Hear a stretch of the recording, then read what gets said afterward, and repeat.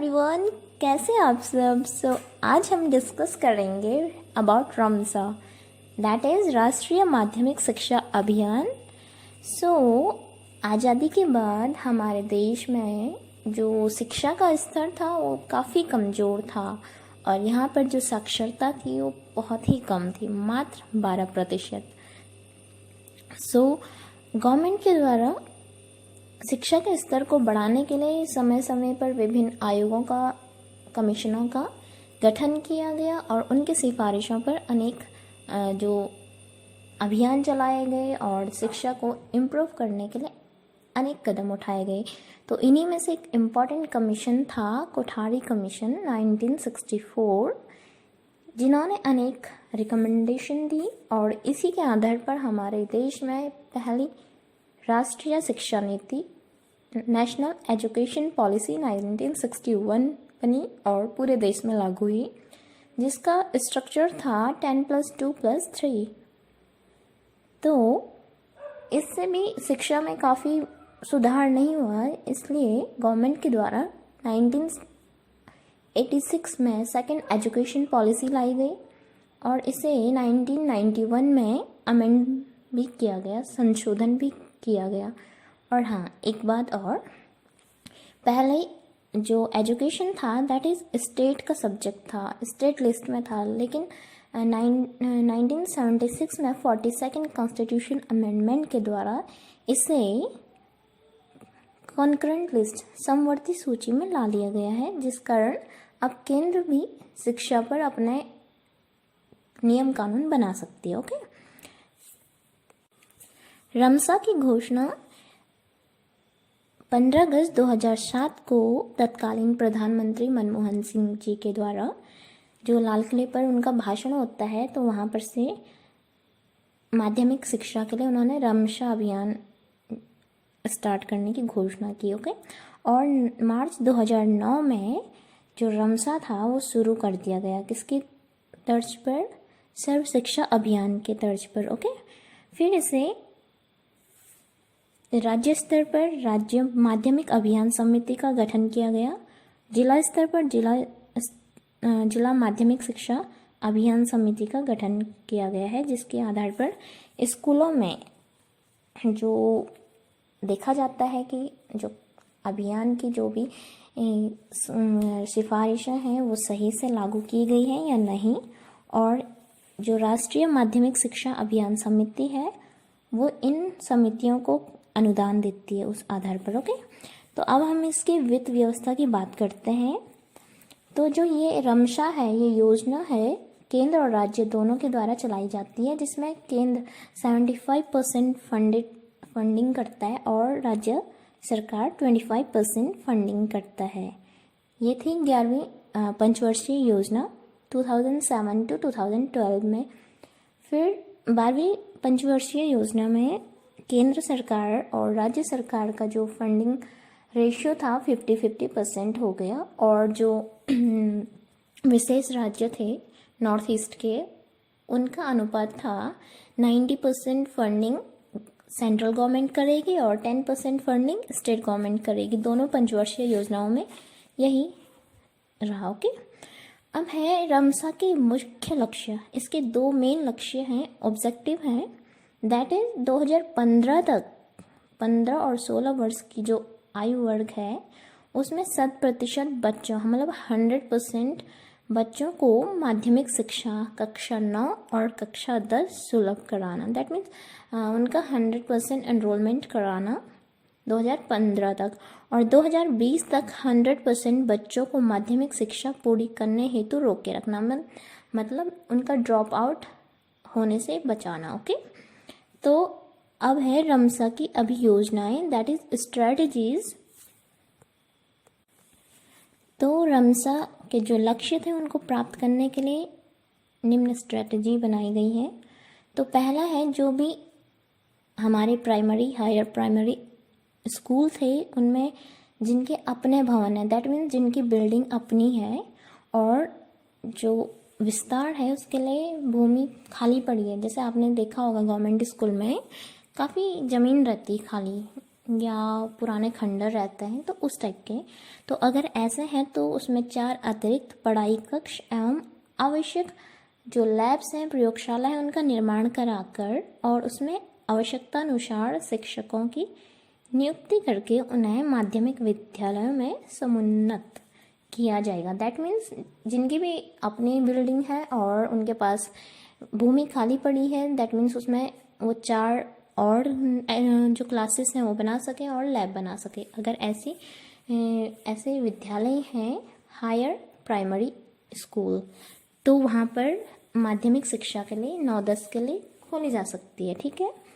फिर यह ऐसे माध्यमिक विद्यालय सेकेंडरी स्कूल जिनके अपने भवन है और विस्तार के लिए खाली भूमि है, तो वहाँ पर अतिरिक्त कक्ष और प्रयोगशालाओं का निर्माण कराकर और आवश्यकतानुसार जो टीचर्स हैं उनकी भर्ती कराकर उनके प्रवेश क्षमता बढ़ाई जाएगी।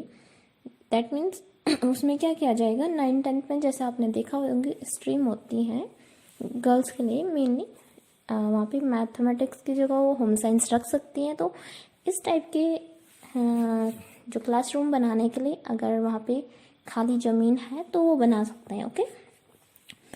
फिर इसके अलावा जो हमारे सेकेंडरी स्कूल हैं 5 किलोमीटर के अंदर नहीं है, तो वहाँ पर सेकेंडरी स्कूल खोले जाएंगे। और 7 किलोमीटर पर अगर सीनियर सेकेंडरी स्कूल नहीं है, दैट मीन्स 12th लेवल के, तो वहाँ पर सीनियर सेकेंडरी स्कूल खोले जाएंगे। साथ ही प्रत्येक जो ब्लॉक होता है उसमें कम से कम एक मॉडल स्कूल खोला जाएगा। मॉडल स्कूल मीन्स जिस स्कूल को देख के दूसरे स्कूल भी क्या करेंगे, अपने को उस तरह से बनाएंगे, ये बनाने की कोशिश करेंगे कि हम भी एक क्या मॉडल स्कूल की तरह उभरें। जैसे आप भी अपनी लाइफ में आइडल मानते होंगे, उनकी तरह बनना चाहते हैं, तो उसी टाइप का सोच लीजिए। ठीक है। फिर इसके अलावा इस अभियान में क्या किया गया, SC ST और माइनॉरिटी के बच्चों के लिए और लड़कियों के लिए सेकेंडरी स्कूल में सेकेंडरी एजुकेशन में काफ़ी प्रोविज़न किए गए हैं ताकि वो एनरोल हो सकें, ड्रॉप आउट ना करें। ओके। और इसमें जो एजुकेशन थी उसके विस्तार के साथ साथ इसमें क्या हो गई, क्वालिटी कंटेंट भी होना चाहिए। ये स्ट्रेटेजी थी रमसा की। अब रमसा क्या क्या काम कर रहा है, सबसे मेन बात है रमसा का मेन फोकस है क्लास 9th और 10th।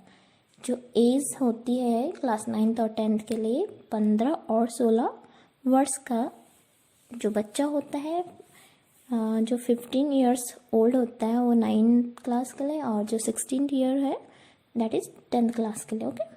तो इस टाइप के बच्चों का 100% एनरोलमेंट कराना और उन्हें ड्रॉप आउट से बचाना, ताकि वो मतलब वो स्कूल ना छोड़ें, वो बने रहें और वो क्या कर सकें, क्लास 10th पास आउट करके ही निकले। इस टाइप जो ये लक्ष्य थे इनको पूरा करने के लिए रमशा ने क्या क्या कार्य करे, तो दैट इज़ फर्स्ट है 100% सुविधा। मीन्स पहला कि जो 5 किलोमीटर के अंदर कोई भी स्कूल नहीं है सेकेंडरी एजुकेशन के लिए, तो वहाँ पर माध्यमिक विद्यालय खोला जाएगा। और अगर 7 किलोमीटर के अंदर कोई सीनियर सेकेंडरी इंटर कॉलेज नहीं है, तो वहाँ पर उच्चतर माध्यमिक विद्यालयों की स्थापना की जाएगी। ठीक है।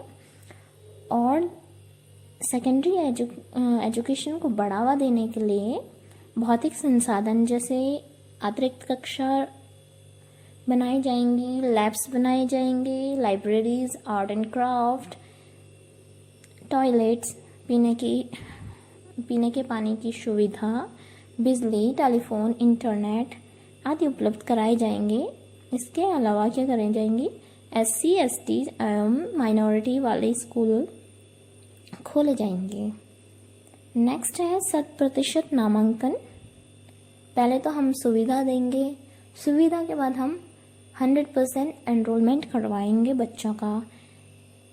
नेक्स्ट है 100% धारण, रिटेंशन।